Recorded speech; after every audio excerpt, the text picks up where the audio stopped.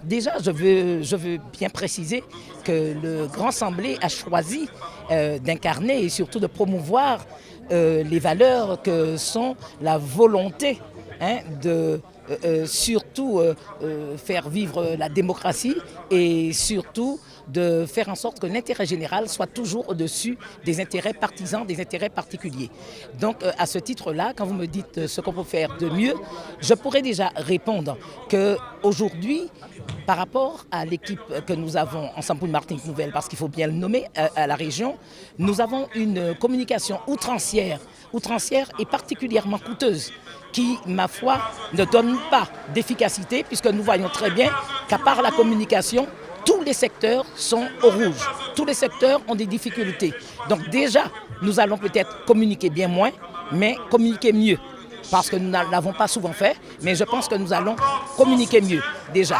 Nous allons surtout faire en sorte de redonner espoir aussi à une population en désespérance. Et quand je parle effectivement de la désespérance de la population, je parle de toutes les couches de la population, et particulièrement les gens qui ont des petites entreprises. Parce que nous savons très bien qu'aujourd'hui, chaque jour, une petite entreprise, ou plusieurs même, mettent la clé sur le paillasson quand ils sont courageux. Souvent, le métier ne nourrit pas son homme. Donc, il faudrait peut-être que nous mettions bon ordre dans cette histoire. Il faudrait aussi veiller à ne pas creuser les précarités. La précarité que nous voyons aujourd'hui, surtout dans la tranche des femmes et des jeunes, puisque nous voyons très bien que s'agissant du chômage, nous sommes passés de 42 000 en 2010 à 53 et quelques mille chômeurs en 2015, en février 2015. Et ça, je parle sous le contrôle de l'IEDOM et de l'INSEE, puisque là aussi, on nous a montré que le PIB, notre richesse intérieure, donc, est passé de a perdu 1,7%, 1,7 points quand même, et alors que nous écoutons les allégations du chef de la région, on pourrait penser que ça a augmenté. Nous avons une situation très catastrophique, puisque aujourd'hui, nous avons 43 000 personnes qui souscrivent au RSA. Ce n'est pas vivable. On ne peut pas continuer de cette manière-là, et je me dis qu'il faut absolument que le Grand Assemblée, aujourd'hui, et en son sein le RDM, crée une alternative pour permettre aux Martiniquais, bien précisément je voulais dire les franciscains, parce que ceux-là, ce sont ceux qui sont les plus près de moi par rapport à ma vie militante.